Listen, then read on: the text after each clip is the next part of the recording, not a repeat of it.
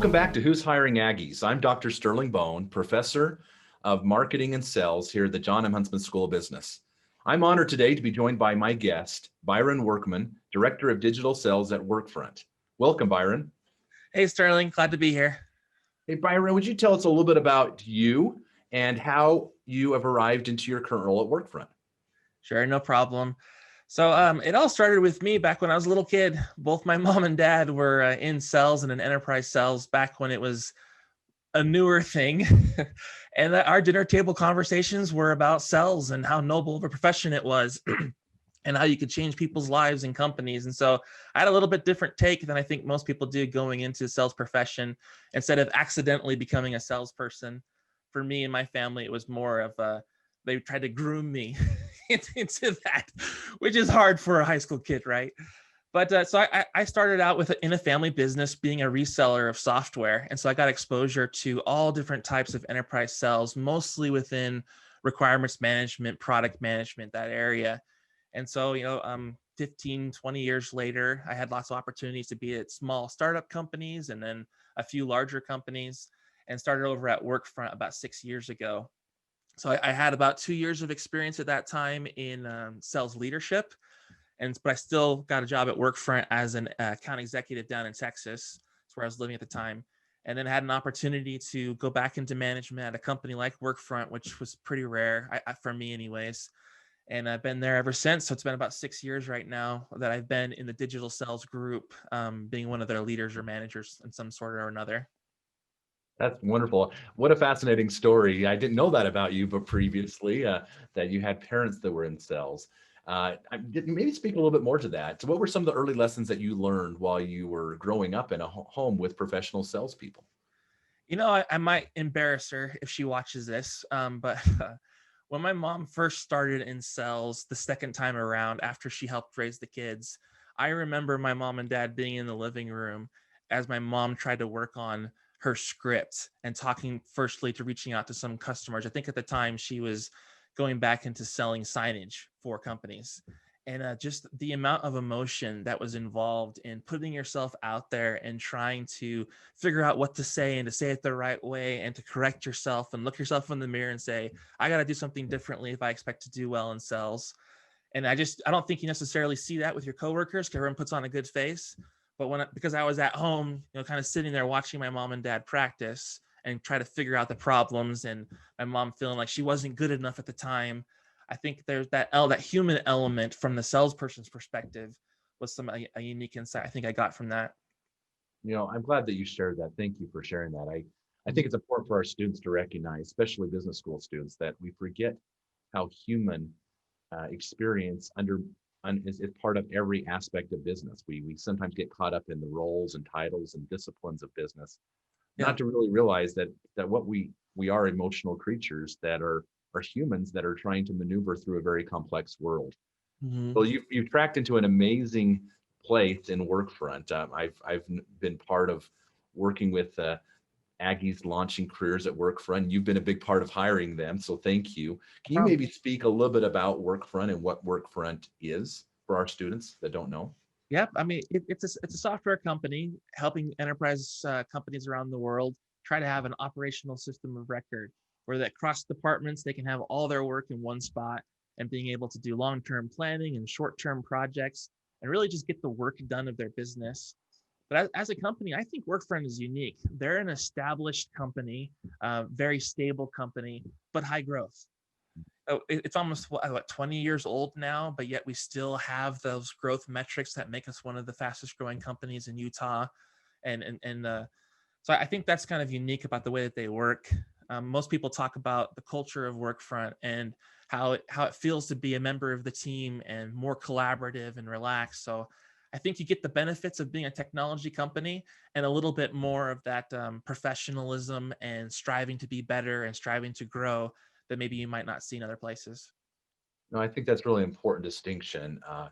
For our students that are maybe new to the SaaS world, there's a lot of technology companies, many which will say they're hyper growth, Yep. but are not nearly as established. And so not having the culture, not having the process and systems in place like Workfront, it can be really frustrating, and early career folks can flounder as they're trying to find their way through.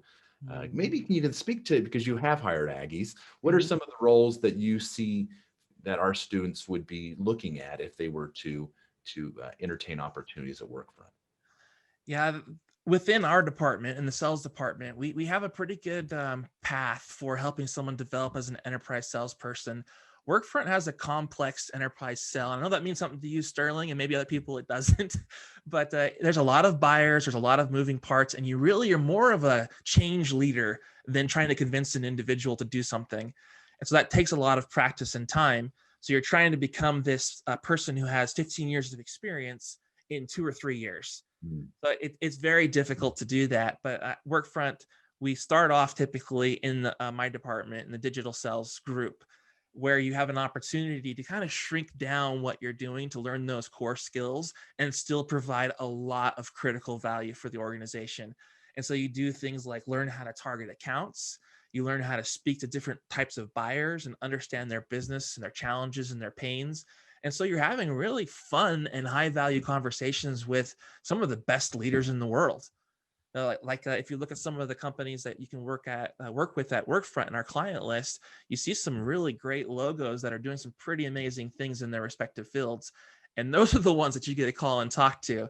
So if you have the sponge mentality, you can grow and learn from all different opportunities, and then also learn some core essential skill sets. Like I mentioned a few of them, but we can go into them later on. And they're things that you typically would hear about in a sales program. And then within that group, some people have an affinity toward leadership to start off with, and some people have an affinity towards sales. We've had a few people go into professional services or training. Within the sales role, if you're more technical, maybe you want to do something more along the lines of what we call solutions advisors, but where you show the product and you configure the product to be able to sell within a selling environment. So it really does provide a lot of opportunity from our group to go into other areas within a business, even in marketing as an example. And I think that comes because in order to be successful in this role, you really have to have core values and principles that you will leverage the rest of your career. Like, how do you convince someone of a good idea? Go ahead and try to start a marketing project and not know how to rally a team around something. It's not going to happen, right? But you learn that, and the skill around being a good person and being someone that has your company values in a role like the one that you have at Workfront. That's fantastic. So a couple things I want to dive a little deeper into there is you talk about a change leader. And something that we talk often in sales is the consulting based approach to Mhm. sales. And so a lot of our students may not be interested in sales, but they might be interested in leadership, consulting. And you're talking about that being part of the role on your team is to really engage and understand how to maneuver and bring change to organizations. So I'm fascinated by that change leadership and this growth mindset, right? To really see yourself not just being stagnant in your growth, but to really be able to see how you could grow and expand as you gain knowledge and shortening that learning curve, like you said, to be, a top level kind of consultant in a shorter time frame. Maybe speak to some of the skills that you think our students maybe need to acquire to achieve those goals in their career. Mhm. You got to be put in the right situation. So if you're in a situation where you can develop these specific skills I'm about to say, you'll be fine. So I'm actually, I consider myself somewhat of an expert in agile marketing and in product management and in requirements management, even though I've never actually held those roles. And so that's kind of an interesting thing to think about. And it comes from the fact that as a salesperson in this type of role or just any type of selling role, you have an opportunity to not just work at one company, you work at all of your clients' companies. And so what happened with me and what would happen with your students when they get in that role, if they ask the right questions and apply the right skills, they end up having thousands or at least hundreds to start with, but thousands of 30-minute conversations or an hour-long conversations with thought leaders and innovators. And you ask them questions like, tell me a little bit about your processes. How do you guys get work done? What's it like? What are some of the challenges that you faced? How do you overcome those challenges? And then all of a sudden you're learning so many things about how work really gets done. So as a student developing skills, you have to apply your natural curiosity and ask right questions. So if I right now, if I was to be a student, I would make sure I read some sort of book on asking good sales questions, some sort of book on taking pains and challenges and working them through into coming up with a solution vision. Like that initial part of the sell where you open someone up, you do discovery, you ask good questions, that's going to help you tremendously to start off your career. And as you prepare to be more as a thought leader in sales, which you need to be. And I'm glad that you've really emphasized the need to have that process and that skill requirement of doing really curious discovery and thoughtful questioning. Mhm. The world's changed, right? I mean, Byron, the world's changed. I'm sure you can speak to that in your role at Workfront. Virtual selling, multiple cross-channel, multiple channel selling. Maybe you can speak to kind of how our students should be prepared to enter today's world where sales is happening on so many different channels. Yeah. When I first started in sales, my type of role didn't even exist. When I first started in sales leadership in this role, it was very new with what you were trying to do. And most salespeople only needed to know how to send emails, almost automated, and then maybe make a few phone calls, and they could hit their quotas and find new opportunities. And over the years, as more and more companies have done that and the market shifted, it was no longer necessary for you. You couldn't just blast emails to people. And you'd use terms like that because it was pretty close to that. And you couldn't just cold call through a million people. And then that kind of shift happened probably 3 or 4 years ago where you couldn't do that. Well, when COVID hit this year, it drastically changed your ability to get in contact with your prospects. And it also it decreased their tolerance for poor salesmanship. It did. People were too busy. They were too stressed. They didn't have time anymore. And they were wondering, well, why aren't you getting with the program and actually help us solve these real problems? So this year has been a time when we shifted from it was great or it was a nice to have, or you were an innovative salesperson to where you have to do it. And specifically that has to do with the channels. I mentioned phone calls and emails. Well, this year it's been necessary for you to be able to have more than just that. And you mentioned omni-channel or virtual selling is another phrase that's used. Digital selling here at Workfront is what we use to try to illustrate that you're not just making phone calls and setting up meetings. You're also figuring out how to hyper personalize your messages through email. You're leaving voicemail messages consistently. You start using text messaging. You're involved in the instant chat that's on your company's website. You send video messaging. You have video conference calls. You get involved in direct mail campaigns. And even more than I can think about, social selling too. That's a big one too. You have to have an online brand and presence and communicate with your buyers, and then also know how to interact them through direct messaging. So you're talking about now the challenge in sales is how do I enable my salespeople to be able to be effective on 5, 6, 7 different channels. And that's one area where I think Sterling, your students kind of paying attention and getting ahead of the game. They're going to be able to be a top salesperson because they can not only learn these new channels, but rely on that foundational skill that they have around asking good questions, targeting the right buyers, understanding what their pains and challenges are, and getting a good idea of how people get involved in sales. Then I just translate that to, okay, I'm on a phone call. I'm going to be personal. I'm going to ask good questions. I'm engaging in LinkedIn. I'm going to be authentic and I'm going to make sure I bring value. I'm going to do a video message. Well, I'm going to make sure I'm being personal and human. Like there's different benefits of each channel that it'll be easier for your students to learn about because they understand that foundational stuff around sales. What's brilliant about what you're sharing, and thank you for illustrating just the crazy proliferation of media and media medium to be able to sell through. Can you kind of speak to the fact that the role is unique and every prospect, they have to have a strategy, right? So a lot of our students feel like maybe they understand sales because they feel like it becomes like a call center, robotic, scripted type approach. But what you're advocating here is that you need to have a strategy for every target that you're reaching out to, every prospect lead opportunity. You need to have that strategy in place. Can you speak to how they get to have that autonomy in that role at Workfront? Yeah, absolutely. And it starts with having a product that needs it and a solution that needs it. Like if you're in a call center, you probably should be in a call center. You don't really need to be doing all these things. Or if you're doing a more of a what we call transactional sell, where if I call one person and say the right thing, they're going to pull up their credit card and buy software. Then you don't need to do what I'm talking about.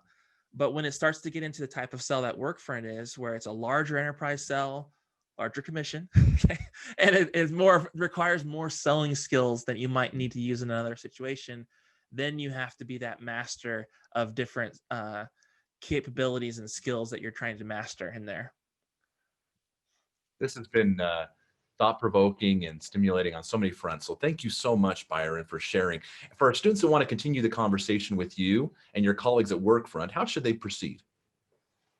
Well, we're trying at Workfront, myself included, we're trying to be more external looking. And so like participating in virtual conferences now, before in the past, you had to pay money to go to all these conferences all around the world. Now you just sign up and it's usually free. So we're participating in those. We're trying to have more presence on LinkedIn and connect with people who share similar interests in us, not necessarily people that we're just trying to sell stuff to or recruit. So if your students are interested in kind of continuing that conversation, I recommend that they connect with myself or other people at Workfront within our sales department, and I'm sure they'd all be happy to connect with you and start sharing best practices, and then just participating in the conversation and not being quite as timid as most people are. Like your students know real things because you're in a classroom and you guys talk about a sales principle. I guarantee that most of the people on LinkedIn would love to hear about what you just learned, whether you're reading a book or something like that. So just asking a question, hey, we were talking about the importance of an economic buyer. What do you guys think an economic buyer is? Boom, LinkedIn post, and all of a sudden 30 people want to talk to you. And so that was an area where I'd say if you want to build relationships with the larger community to do that. Outside of that, I love talking with individuals from a career perspective and sharing what other people have done and how they've gotten to where they're at. So you're always welcome just to reach out to me directly. Byron, you're brilliant. And thank you so much for pointing out that our students have a voice that they need to share, right? You don't wait till you launch your career to be active on LinkedIn. Share now, right? Share the insights that you're, gaining, because you are ahead of the curve. In today's business school environment, getting the training that you're getting is and often far advanced than individuals that have been working in the profession for a long time. And so to share those insights, those best practices can help you create your brand and your thought leadership presence in these forums. And so Byron, you've certainly provided this for us and stimulated a lot of opportunity for our students. Thank you for joining us today. No problem. It's been nice to talk to you and everyone else. Thank you.